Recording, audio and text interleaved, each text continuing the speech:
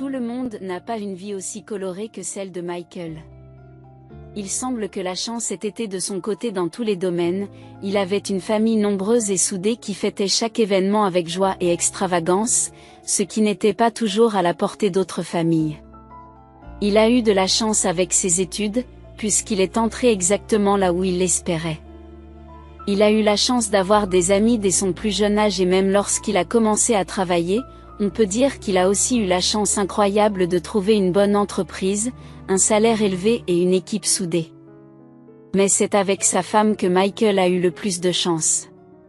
Isabelle a toujours été une épouse enviable, belle et intelligente, une merveilleuse danseuse, une fille gentille et joyeuse qui s'est transformée en une belle femme dès leur premier rendez-vous.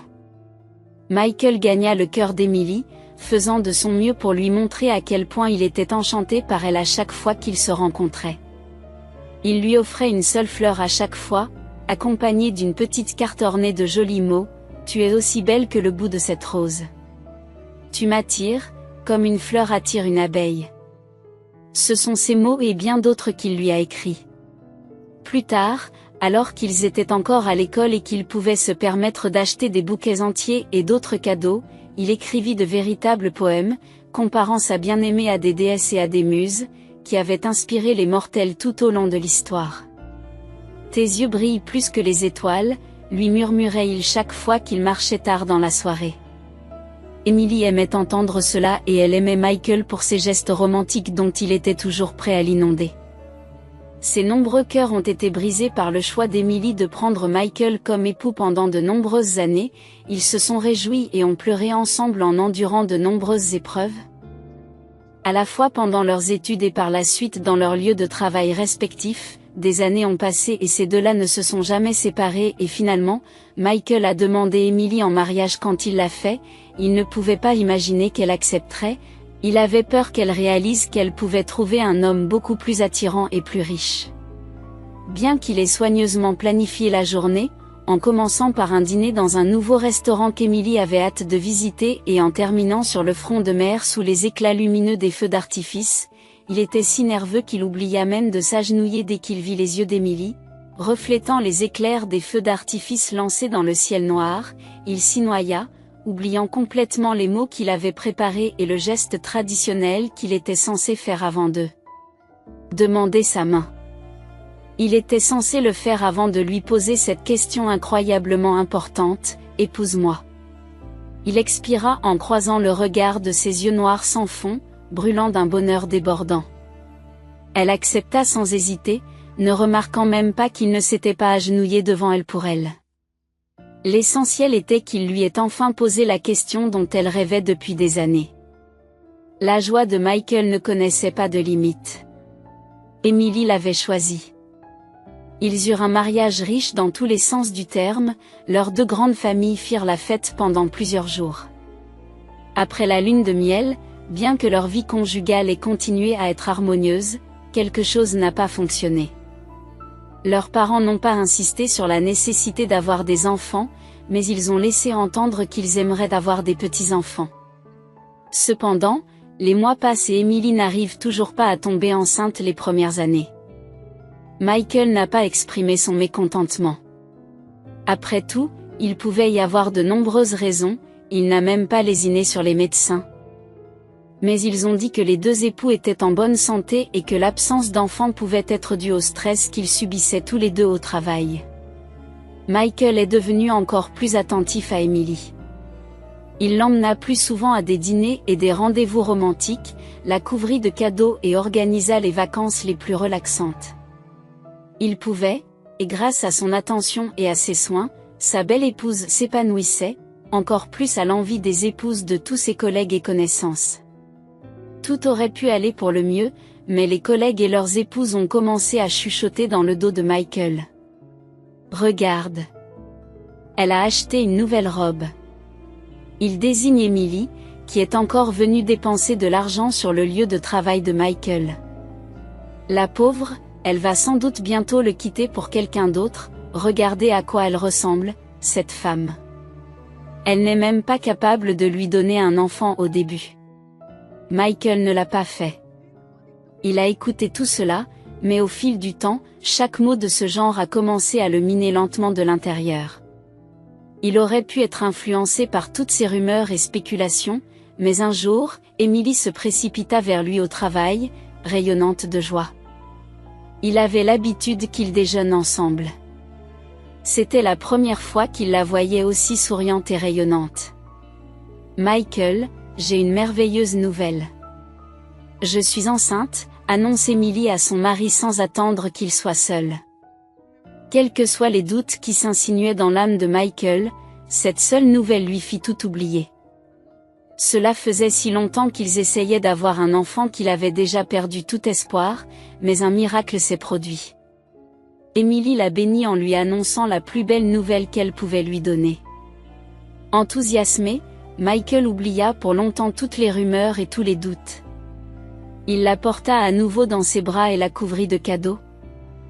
Heureux. Ils transformèrent l'une des pièces en chambre d'enfant et Michael permit à Emily de choisir les décorations et les couleurs qu'elle souhaitait voir. Lorsqu'ils apprirent, lors d'une visite chez le médecin, qu'ils attendaient des jumeaux, Michael fut aux anges. Toutes les années qu'ils ont passées sans enfants ont été récompensées et avec des jumeaux, il a toujours voulu une famille nombreuse et les jumeaux n'ont pas été un obstacle, mais ont plutôt ajouté à leur bonheur, d'autant plus que les jumeaux se sont avérés être un garçon et une fille. Il a profité de sa nouvelle vie avec sa belle épouse et ne se lassait pas de ses sourires. Enfin, leur famille serait complète avec la naissance des enfants. Au lieu d'un seul berceau, il y en avait 2 et la chambre était équipée d'une manière que beaucoup de leurs visiteurs enviaient. Le jour où Michael a ramené Emily de l'hôpital avec les jumeaux, il s'est senti comme sur un nuage de bonheur. Bien que nombre de ses collègues et camarades ne le comprennent pas, il passe beaucoup de temps avec sa femme et ses enfants, aidant Emily dans les tâches qui incombent habituellement aux femmes, même aux leurs. Les mères le réprimandaient pour ce comportement, mais Michael s'en moquait car il partageait avec Emily le soin de leurs enfants et voir son sourire et celui de ses enfants était plus important pour lui. Qu'y a-t-il de mal à cela ? Michael rentrait du travail avec des enfants aimants et une femme qui retrouvait rapidement sa forme après l'accouchement. Cependant, moins d'1 an plus tard, les rumeurs ont recommencé à se répandre et Michael ne pouvait plus les balayer du revers de la main. Les enfants ne lui ressemblent pas du tout. Emily avait retrouvé sa silhouette trop rapidement et sa femme était aussi belle et sexy qu'avant. Il ne se passait pas un jour sans qu'Ithéo n'entende quelque chose de semblable au travail, et même si ses collègues essayaient d'en parler à voix basse. Il les entendait quand même, et comment ne le voyait-il pas ? Les enfants ont les cheveux bouclés, mais lui et Emily ne sont pas chuchotés. Un collègue. Non. C'est impossible de retrouver sa ligne aussi vite, murmure une autre collègue, dénonçant la rapidité avec laquelle Emily a retrouvé sa minceur. C'est tout simplement parce que ce dragueur a quelqu'un à impressionner. Michael, victime de commérage, commença à se demander si c'était bien le cas. Peut-être que ceux qui faisaient des commérages dans le dos d'Emily avaient raison et qu'elle n'était pas aussi simple qu'il voulait bien le croire. Il se mit à observer les enfants de plus près. En effet, leur peau était plus claire, la forme de leurs yeux ne ressemblait pas à la sienne et leurs cheveux étaient bouclés, pas lisses comme les siens et ceux d'Emily, et puis il remarqua qu'Emily devenait de plus en plus secrète et qu'en apparence elle souriait toujours tendre et attentionnée envers lui, toujours prête à l'écouter et à le conseiller, mais quelque chose avait changé en elle. Parfois, elle quittait la pièce pour prendre un appel et ne laissait plus traîner son téléphone, l'emportant toujours avec elle, ce qu'il ne pouvait s'empêcher d'entendre accidentellement. L'une de ces conversations me donne la chair de poule à chaque fois qu'il parle. Emily expire avec un petit rire doux, et quand il enlève sa chemise. Oh mon Dieu, quel homme! Ces mots ont troublé Michael et il s'est dit qu'il n'avait pas trouvé le temps de prendre soin de lui et de reprendre l'entraînement. Il avait l'habitude de courir régulièrement et de faire du sport, mais maintenant il ne le faisait plus à cause de la fatigue après le travail. Il commença à penser qu'Emily lui cachait certainement quelque chose au début. Il ne savait même pas comment aborder la situation qui s'était présentée et il hésita longtemps avant de trouver le courage de lui demander directement Emily. « Tu me caches quelque chose ? J'ai remarqué que tu as commencé à prendre ton téléphone avec toi, et maintenant tu ne prends des appels que lorsque tu quittes la pièce. Qu'est-ce que j'ai à cacher, chérie ? Elle sourit en réponse et le prend dans ses bras. Je n'ai rien à cacher, alors explique-moi pourquoi tu as commencé à prendre ton téléphone avec toi. Au lieu de le laisser traîner, je suis devenue plus responsable. C'est tout toi, tu m'as grondé parce que je le perdais toujours et avec les enfants, le téléphone est devenu utile. Je peux surveiller les petits quand ils dorment et ne pas manquer quand ils ont besoin de mon attention et les appels que tu parlais toujours devant moi, mais maintenant tu pars toujours chérie. Veux-tu vraiment entendre parler de Coucher de l'ange, ou des émissions de télévision dont je discute avec ma mère et mes amis après une longue journée de travail ? Je comprends que tu sois fatigué, même si tu m'as aidé avec nos petits anges le soir. C'est moi qui suis en congé maternité maintenant et tu devrais te reposer, et je comprends qu'Emily ait balayé ses réponses, qui semblaient tout à fait raisonnables et que Michael acceptait, même s'il soupçonnait que tout cela n'était qu'une couverture pour quelque chose d'autre. Les doutes commencèrent à l'assaillir, même après leur conversation et malgré le fait qu'Emily lui tendait toujours la main et lui prodiguait de l'attention et de l'affection. Il s'est éloigné d'elle, car tout ce que faisait Isabelle lui paraissait suspect. Puis il a entendu de nouvelles rumeurs sur sa femme au travail. Je vous dis que j'ai vu Emily avec un homme et qu'ils s'embrassaient en chuchotant, une collègue de Michael à une autre, devant tout le monde.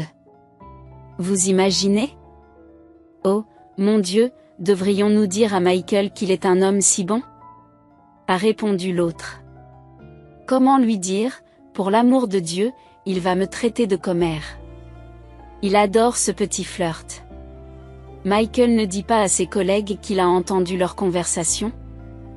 Mais il réfléchit profondément à tous les signes d'infidélité qu'il a vus dans le comportement de sa femme au cours des semaines suivantes.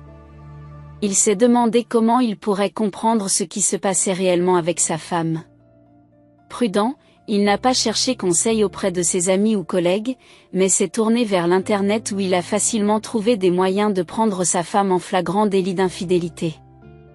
Il a lu divers récits de personnes ayant vécu des situations similaires, a mémorisé les méthodes possibles de test, la loyauté d'Emily et a progressivement commencé à planifier quand et comment exécuter le test le plus crucial de sa vie, autant qu'il le craignait.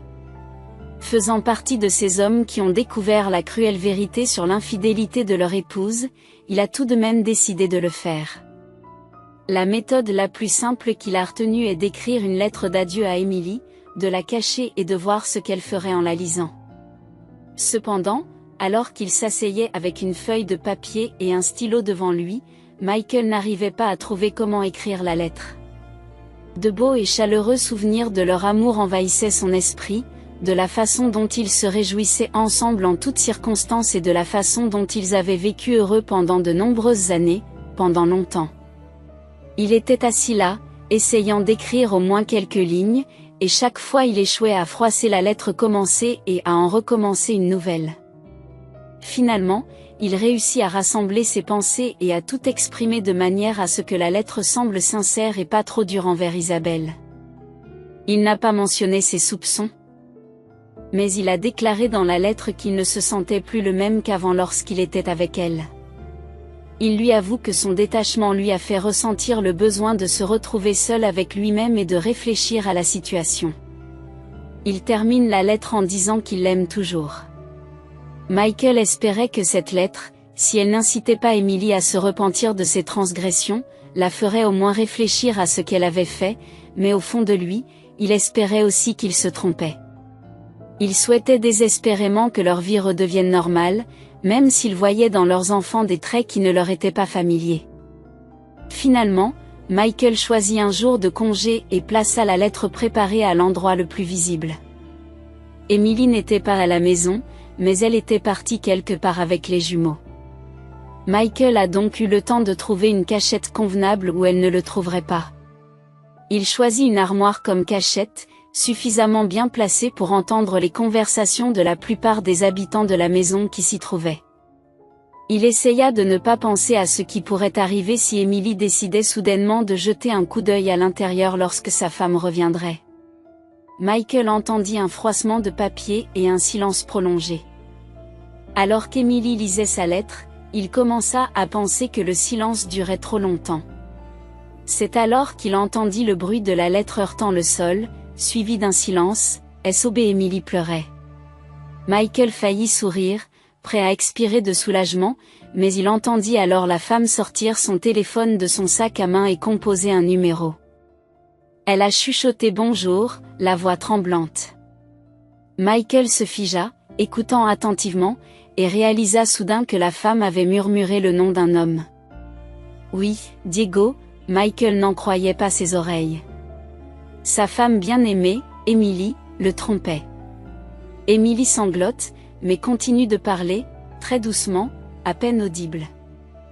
Tu viens? D'accord. Diego, j'attends. Michael serra les poings, incapable de croire à une telle trahison. Il l'aimait tant, la vénérait, la couvrait de cadeaux, faisait tout pour elle, et elle le trahissait. Soudain, Emily reprit la parole, mais cette fois-ci, elle semblait s'adresser à quelqu'un de complètement différent.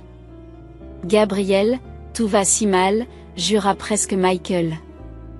Un autre homme, Emily, le trompait, non pas avec un mais avec deux hommes simultanément. Il m'a quitté. Tu comprends, Gabriel? Que dois-je faire pendant un certain temps? Elle écouta l'homme à l'autre bout du fil, puis soupira. D'accord, la voix d'Emily s'apaisa brièvement, et elle sembla se calmer peu à peu. Mais au bout de quelques minutes, elle décroche à nouveau le téléphone de Pablo. C'est moi, murmura Emily d'une voix cassée. Oui, non. C'est autre chose, Michael ne savait plus quoi penser. 3 hommes, comment faisait-elle pour plaisanter avec 3 hommes dans son dos? Oui, non, ça n'en vaut pas la peine. La voix d'Emily semblait enfoncer un clou de plus dans le cœur de Michael à chaque mot. D'accord, j'attends. Encore une fois. Le silence s'installa et Michael se demanda s'il devait quitter sa cachette maintenant ou attendre que l'un des amants de sa femme se manifeste mentalement. Il envisageait déjà d'appeler son ami avocat pour entamer une procédure de divorce, mais la curiosité l'emportait s'il surprenait Emily avec un amant. Il pourrait l'enregistrer sur son téléphone et avoir la preuve de son infidélité, ce qui l'aiderait à résoudre le divorce et la répartition des biens. Beaucoup plus rapidement.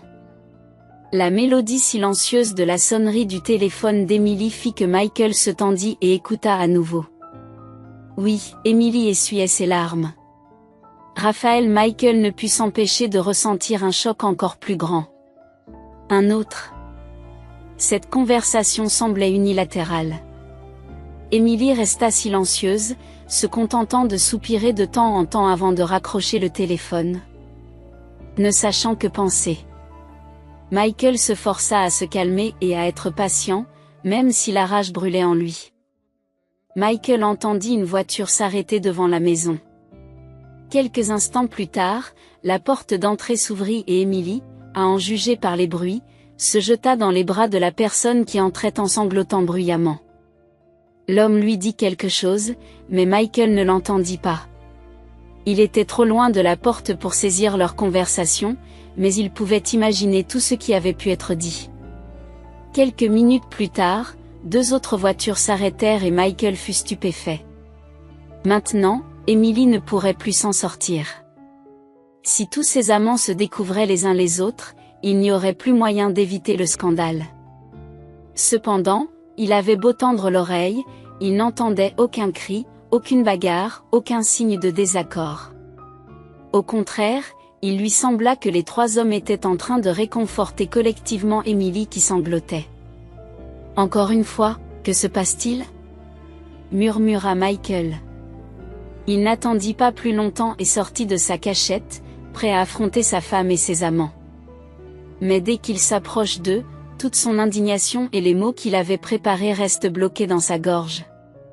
Devant lui se tenaient 3 de ses amis qu'il avait perdus de vue depuis un certain temps, car ils avaient déménagé dans d'autres villes. Le seul étranger était l'homme qui embrassait sa femme. Il réalisa soudain que 2 de ses amis, Gabriel et Diego, avaient des cheveux épais et bouclés, et que l'un d'entre eux pourrait bien être le père des jumeaux. Michael, explique-toi, dit Raphaël, le moins irrité, en s'avançant. C'est moi qui dois m'expliquer, comment osez-vous tous?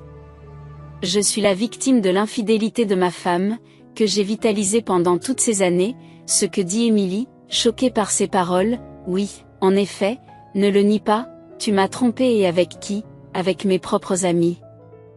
C'est pour cela que les enfants ne me ressemblent pas. Tous ceux qui m'avaient prévenu avaient raison, Michael fulminait, libérant toutes les rumeurs qu'il avait entendues depuis des années. Les personnes qui se trouvaient devant lui restaient sans voix. L'écoutant avec des yeux écarquillés jusqu'à ce qu'il s'essouffle, Émilie, semblant trouver sa voix, a d'abord dit. Alors, c'est comme ça. Il aimait entendre ce ton de sa part lorsqu'elle devenait soudainement calme et posée au milieu d'une dispute. Auparavant, il était étonné par sa capacité à se calmer et à réfléchir rationnellement aux problèmes qu'il rencontrait pour tout arranger et repartir de l'avant, mais cette fois-ci, il entendait ce ton sous un jour complètement différent. « Tu as perdu la tête ?» Amigo Gabriel s'exclama, « Et tu n'as pas trompé ta propre femme, avec Émilie et maintenant tu essaies de me blâmer ?» cria Michael. « Qu'est-ce que tu racontes? D'où t'est venue une telle absurdité dans la tête? » Raphaël s'emporte. « C'est ton mari ?» demanda l'homme en lassant Émilie. « C'est l'homme dont tu t'es vanté? Il est plutôt moyen, je dois dire, ma chérie. Je me demande pourquoi j'ai pris la peine d'amener la beauté à une déesse comme toi, dit Michael en fronçant les sourcils, remarquant les manières particulières de l'étranger. Pablo Émilie secoua la tête. Écoute-moi, chérie, en tant que styliste, tu connais une chose ou deux sur la vie. D'accord, si votre homme ne cherche que le mauvais côté de votre personnalité, il le trouvera, peu importe les efforts que vous ferez. L'homme fait un geste élégant et féminin de la main. Tu as beau briller comme de l'or, s'il pense que tu sens le fumier, c'est ce que tu seras pour lui. Qui êtes-vous, bon sang? Michael s'indigne contre Pablo. Je m'appelle Pablo chéri, mais rassure-toi, je n'empiéterai pas sur tes plates-bandes. Même si vous me versez une bouteille de tequila. L'homme s'éloigne. Émilie t'a toujours décrit comme un bel homme au cœur pur. Mais je vois clair en toi. Mon cœur, Gabriel croisa le regard de Michael et serra les dents, donc tu as menti à Émilie. Je n'ai pas menti. Je la testais, elle me trompe. Tu es un idiot? Diego secoue la tête. Émilie a suffisamment retenu l'homme. Elle a déclaré, je comprends tout. Maintenant, c'était inutile de te rassembler pour la réunion des anciens élèves. Il était inutile d'essayer de surprendre Matteo. Il avait déjà pris sa décision depuis longtemps. Michael, c'est bien que j'ai emmené les enfants chez ma mère. Ils n'entendront pas ça. Ne t'avise pas d'utiliser les enfants comme excuse. C'est clair que ça ne les dérange pas d'avoir les cheveux frisés, ils ne me ressemblent même pas. Michael s'est écrié, incapable de parler calmement. Oh, c'est donc ça. Les enfants ne sont pas les tiens et ta femme te trompe et tu as refusé d'écouter. Émilie devint la femme qu'il avait aimée. Ses yeux sombres sont devenus sévères et confiants, mais maintenant ils sont dirigés vers lui, pas vers les problèmes qu'ils avaient l'habitude de résoudre ensemble. Qu'est-ce qu'il y a à écouter tes excuses vides? Michael ne voulait vraiment rien entendre d'idiot. Diego cracha aux pieds de son ami. Émilie releva la tête fièrement. Peut-être écouteras-tu la vérité, comme si tu pouvais expliquer pourquoi les enfants ne me ressemblent pas, et qu'en est-il de ton grand-père? Tu n'aimes pas les boucles. C'est vrai, ton grand-père avait les cheveux bouclés et même avant ma grossesse, tu soupirais en disant que ce serait bien si les enfants avaient des boucles comme ton grand-père. Les yeux d'Émilie fusillèrent, l'éclair s'oublia, Michael fut déconcerté, mais se souvint rapidement d'une des rumeurs et de l'homme. Mon collègue t'a vu avec tu le serrais dans tes bras chéris, c'est comme ça qu'on se salue. Pablo regarda ses ongles, dédaigneux, ses brouhahs. Nous sommes de bons amis. J'ai mon propre mari. Ta femme n'est rien pour moi et qu'en est-il des conversations que tu as eues avec quelqu'un à propos d'un homme pendant quelques instants? Emily réfléchit et Michael pensa qu'il l'avait enfin rattrapé. Tu parles de mercredi dernier où Emily a levé un sourcil alors qu'Anna et moi discutions du nouvel épisode de notre feuilleton préféré? Oh Alejandro, soupira Pablo exagérément à côté d'Emily, quel homme de telles épaules. Raphaël secoua la tête, se couvrant le visage de sa paume. Matteo, tu es vraiment un idiot, tu cherches une prise là où il n'y en a pas, mais Michael commença à halter d'indignation. Nous essayons de te surprendre. Emily a croisé ses bras sur sa poitrine et avec ton acte ignoble, tu as transformé tout cela en cauchemar. Je voulais rassembler nos amis pour une réunion. Te surprendre, avec l'arrivée de Raphaël, Gabriel et Diego Pablo volontaires, pour m'aider à trouver une robe et à m'embellir, et toi tu ne penses qu'à la manière de m'accuser d'infidélité. Le silence retomba et Emily secoua la tête. Elle se dirigea vers son sac à main et se dirigea vers la sortie. Emmène-moi chez maman Emily, demanda sa styliste. Bien sûr, chérie. Il répondit en jetant un regard mécontent à Michael et la suivit jusqu'à la sortie. Michael voulut suivre, mais ses trois amis l'en empêchèrent pendant les heures qui suivirent. Il a beaucoup entendu parler de lui par ses amis. Ils ne lésinèrent pas sur les preuves en lui montrant leur conversation avec Emily, où elle discutait des prochaines retrouvailles. Des larmes de culpabilité et de regret coulèrent sur le visage de Michael, qui n'arrivait pas à croire qu'il avait détruit à lui seul sa belle vie avec Emily à cause de quelques rumeurs et spéculations. Les 2 premiers jours, il a entendu des gens qui ne savaient rien de sa vie. Isabelle ne répondait même pas à ses appels, mais le 3e jour, Michael se rendit chez sa mère avec un énorme bouquet de fleurs et s'agenouilla devant la porte lorsqu'Emily l'ouvrit. Il s'est agenouillé devant la porte quand Emily l'a ouverte. « Pardonnez-moi » a supplié Michael en la regardant. La mère d'Emily passa derrière elle. « Imbécile, pas un homme, imbécile » approuva Michael avec sa belle-mère, un parfait imbécile. « Pardonne-moi, Emily » soupira Emily et ses yeux furieux s'adoucirent. « Tu réalises que tu aurais pu me perdre à cause de rumeurs, parce que tu as cru les autres au lieu de la personne la plus proche de toi ?» Michael ne pouvait plus parler et se contentait de hocher la tête. « Peu importe le nombre de fois où je t'ai dit que tu avais écouté ton cœur, pas les paroles d'étrangers. » Emily s'agenouilla devant lui et mit de côté le bouquet.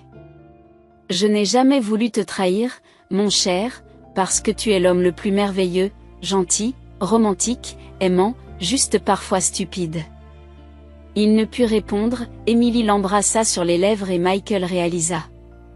Elle lui avait pardonné.